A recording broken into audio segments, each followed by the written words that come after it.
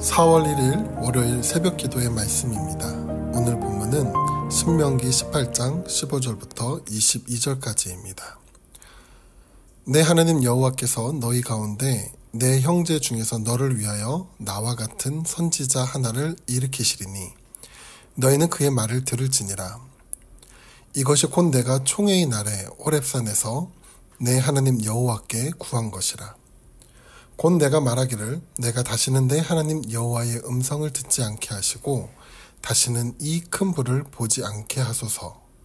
두렵건대 내가 죽을까 하나이다 하매 여호와께서 내게 이르시되 그들의 말이 옳도다.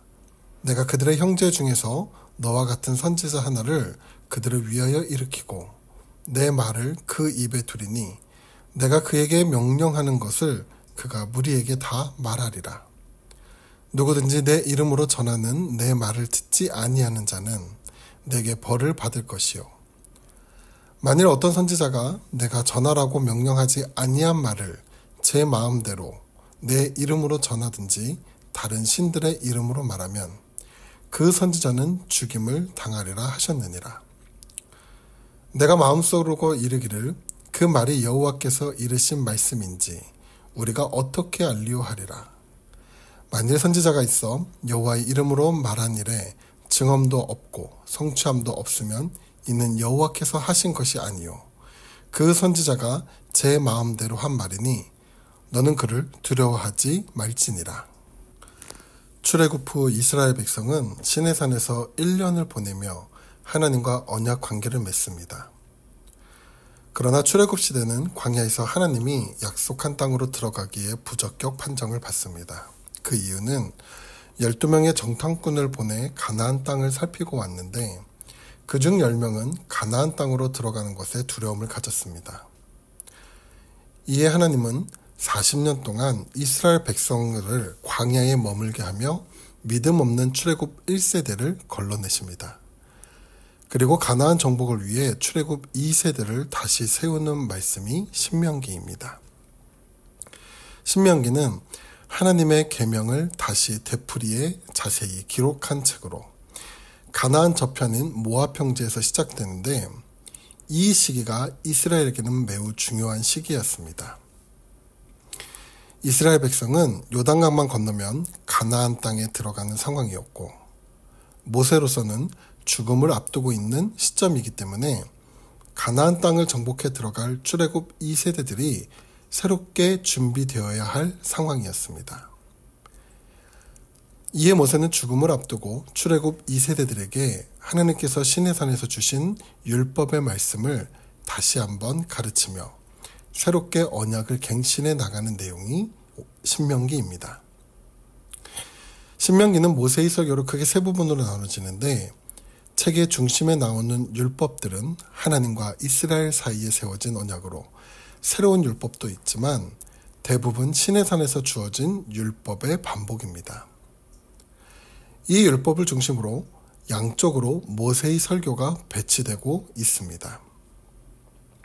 그중 본문은 하나님과 이스라엘 백성 사이에 세워진 언약으로서 이스라엘의 예배, 지도자, 사회 정의에 관한 법규와 그리고 예배에 대한 추가적인 내용이 이루어져 있는 두 번째 모세의 율법의 가르침에 포함된 내용입니다. 오늘 본문은 모세가 이스라엘의 핵심적인 네 직분인 재판관, 왕, 제사장, 선지자 중에 마지막으로 선지자에 관한 내용입니다. 지금 이스라엘 백성들은 하나님께서 약속하신 땅으로 들어가기 직전입니다. 그러나 모세는 안타깝게도 가나안 땅에 함께 들어가지 못하게 되었습니다. 이것은 이스라엘 백성에게 아쉬움과 두려움이 됩니다. 이런 이스라엘 백성들을 향해 본문 15절엔 이렇게 말합니다. 내 하나님 여호와께서 너희 가운데 내 형제 중에서 너를 위하여 나와 같은 선지자 하나를 일으키시리니 너희는 그의 말을 들을지니라. 가나안 땅으로 들어가기 위해서는 모세와 같은 지도자가 필요했습니다. 모세는 갈 수 없지만 하나님께서 이스라엘 백성을 위해 나와 같은 선지자 하나를 세운다고 합니다. 여기서 말하는 나와 같은 선지자는 누구일까요? 보통 다음 후계자였던 여호수아로 이해합니다. 그러나 신명기 34장 10절에 보면 그 후에는 이스라엘의 모세와 같은 선지자가 일어나지 못하였니? 라고 기록합니다. 그렇기에 이 한 사람은 여호수아는 아니었습니다. 그럼 누구를 말하는 것일까요? 우리는 여기서 두 가지를 살펴볼 수 있는데 먼저 선지자 제도에 대한 약속입니다. 나 같은 선지자 하나의 표현은 사람 하나가 아닌 모세 이후에 계속해서 선지자를 보내어 계보를 세우겠다는 뜻으로 이해할 수 있습니다. 그 목적은 혼란한 이교도의 영적인 세력에 맞서서 하나님의 분명한 말씀을 선포하기 위해서 선지자들을 계속 세울 것을 말씀하는 의미입니다. 두 번째는 예수님에 대한 예언입니다. 나 같은 선지자 하나에 대한 힌트를 신약 성경에서 찾아볼 수 있는데 사도행전 3장 22절과 23절에 베드로의 설교에서 이 내용이 인용되고 있습니다. 베드로는 예수님에 관한 복음을 전할 때 이 신명기 18장 15절의 말씀을 인용하여 모세가 말한 나와 같은 선지자 하나를 예수님으로 말하고 있습니다. 또 요한복음 6장 14절의 오병이어의 기적의 내용에서는 그 사람들이 예수께서 행하신 이 표적을 보고 말하되 이는 참으로 세상에 오실 그 선지자다 하더라 라고 기록하고 있습니다. 이처럼 구약에서 하나님과 이스라엘 백성 사이에서 선지자의 역할을 했던 모세와 같이 예수님께서 하나님과 하나님을 믿는 백성들 사이에 선지자로 오신 것입니다. 그리고 그 선지자는 하나님과 그 백성 사이에 중보자 역할을 합니다. 본문의 16절 말씀을 보면은 이렇게 나옵니다. 이것이 곧 내가 총회의 날에 호렙산에서 내 하나님 여호와께 구한 것이라. 곧 내가 말하기를 내가 다시는 내 하나님 여호와의 음성을 듣지 않게 하시고 다시는 이 큰 불을 보지 않게 하소서. 두렵건대 내가 죽을까 하나이다 하매. 이전에 이스라엘 백성들은 출애굽한 후 호렙산, 다른 말로 신의 산에서 머물 때 하나님께서 그들에게 십계명의 말씀을 직접 들려주셨습니다. 그런데 이스라엘 백성들은 크신 하나님의 존재가 너무나도 두려워서 그들이 하나님의 음성을 직접 듣지 않고 모세를 통해서 말씀하신 후 모세가 자신들에게 전달할 수 있도록 해달라고 구했습니다. 왜냐하면 죄 때문입니다. 죄로 인해 하나님의 얼굴을 볼 수 없을 뿐더러 가까이 갈 수 없는 존재가 되었기 때문입니다. 죄로 인해 하나님과 백성 사이에 벌어진 간극을 메우기 위해 중보자가 필요했던 것입니다. 그게 이스라엘 백성에게는 모세였고 모세 이후 중보자의 역할을 하는 그런 존재를 세워줄 것을 약속하셨습니다. 그런데 모세와 같은 선지자는 새롭게 나타나진 않았습니다. 그러나 이 하나님의 약속과 모세와 같은 선지자에 대한 예언은 예수님에 의해 이루어지는데 예수 그리스도가 우리의 선지자요 중보자가 되어주신다는 것입니다. 이어 하나님께서 이렇게 말씀하십니다. 18절에 보면 내가 그들의 형제 중에서 너와 같은 선지자 하나를 그들을 위하여 일으키고 내 말을 그 입에 두리니 내가 그에게 명령하는 것을 그가 무리에게 다 말하리라. 하나님께서 지금 이 말씀을 누구에게 하고 계십니까? 광야에서 죽지 않고 살아남은 자들과 제2세대들입니다. 그들에게 모세와 같은 선지자를 그들 중에서 일으키시고 그의 입에 하나님의 말씀을 두시고 그를 통하여 하나님의 말씀을 다 말씀하시겠다 하십니다. 이 말씀을 주신 때는 가나안 땅을 눈앞에 두고 요단강을 건너기 2달 열흘 전입니다. 결국 하나님께서 이스라엘 백성들을 위하여 모세와 같은 선지자를 일으키시고 그를 통해서 말씀하시겠다는 것은 무슨 뜻일까요? 이것은 이스라엘 백성을 향하신 하나님의 긍휼과 축복입니다. 하나님은 그의 백성들의 선지자를 통해 선포되는 하나님의 말씀에 순종하는 자가 되기를 원하십니다.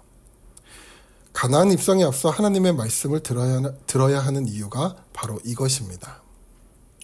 신명기 18장 9절부터 14절을 보면은 이스라엘 백성들이 들어가서 살게 될 약속의 땅 가나안 원주민들의 삶을 본받지 않게 하시기 위함이었습니다.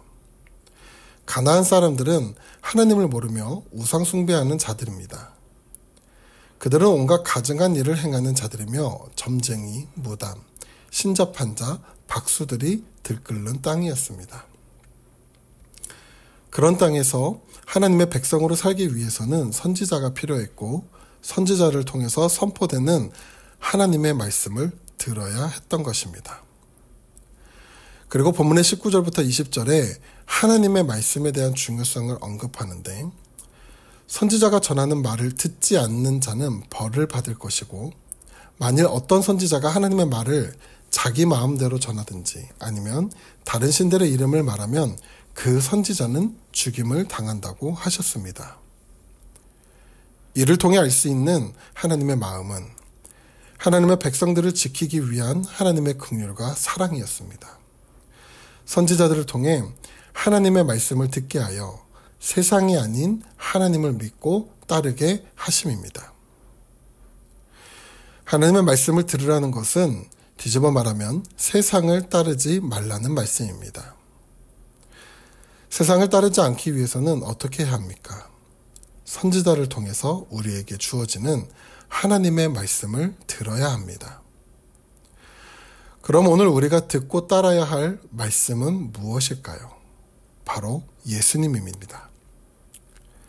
하나님께서는 모세와 같은 한 선지자를 세우겠다고 하십니다.